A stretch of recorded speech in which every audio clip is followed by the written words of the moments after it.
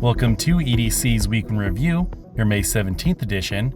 Thank you for tuning in. The weather this week looks like sun across the board, maybe a little bit of clouds towards the end of the week, and possibly some cooler temperatures next weekend as well. Now on to our top stories. Bank robbery suspect identified and arrested. A masked man robbed the Dorado Savings Bank in El Dorado Hills on May 10th, threatening violence to obtain cash from the teller before fleeing the scene. Thanks to surveillance footage from nearby businesses and investigative work by the El Dorado County Sheriff's Office and other agencies, the suspect was identified as 37-year-old Lucas John DeQuine of Placerville.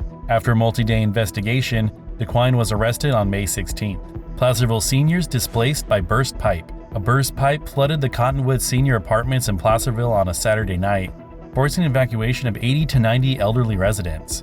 The El Dorado County Fire Protection District said 3 to 4 inches of water inundated the first and second floors.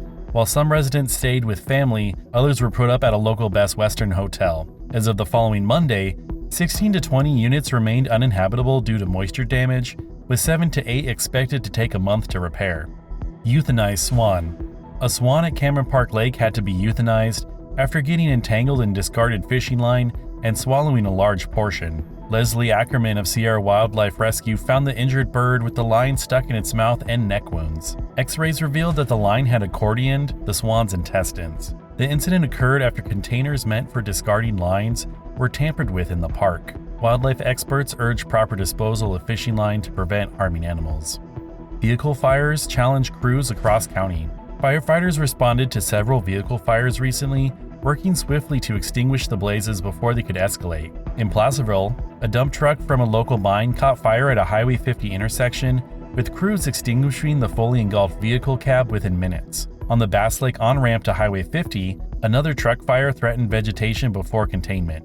In Georgetown, a fire involving a pickup truck, motorcycle, and milling materials required an extensive multi-agency mop-up effort after the initial blaze was brought under control. No injuries occurred, showcasing the county's preparedness in addressing such incidents through quick response and coordination. Troubled man gets probation for gunfire. Andrew Wood, who fired all the rounds from his .40 caliber handgun into the walls of his State Line apartment instead of harming himself, received probation. The 34-year-old had been on diversions for prior drug and DUI charges at the time of the May 2023 incident. Though he initially faced potential prison time, Wood was given another chance after coming clean about his substance abuse issues.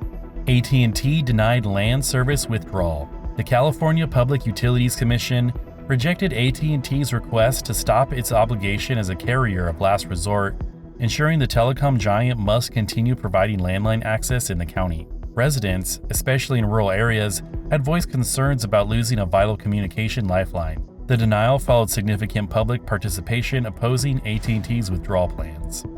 County finalizing public art plan. El Dorado County is close to adopting a public art master plan to guide acquisitions and installations on public property. The plan incorporates input from community workshops and focuses on supporting local artists while respecting history. Concerns were raised about proposed funding sources like raising hotel taxes and references to controversial noose imagery on Main Street. The final draft is expected in May. And now for some news nuggets. 5th grader Kaiten Wadiak of Silva Valley Elementary was named Student of the Year by the Rotary Club of El Dorado Hills, receiving a plaque, dictionary, and $50. The El Dorado Hills Fire Department premiered Kyle's story to raise awareness about helmet safety after a local teen suffered a traumatic brain injury while skating without a helmet. You can watch it online now.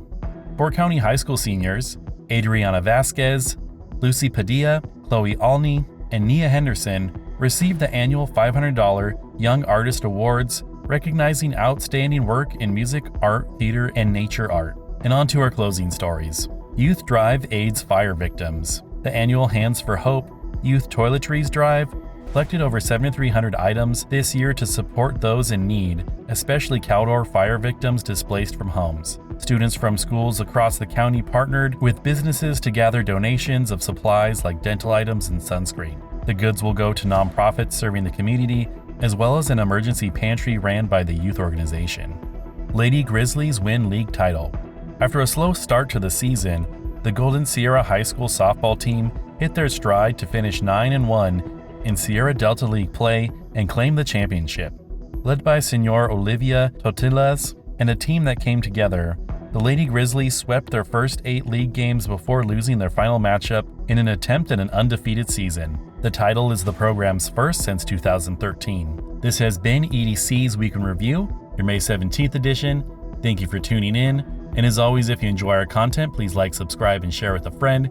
And if you want to learn more about these stories, please see the show notes.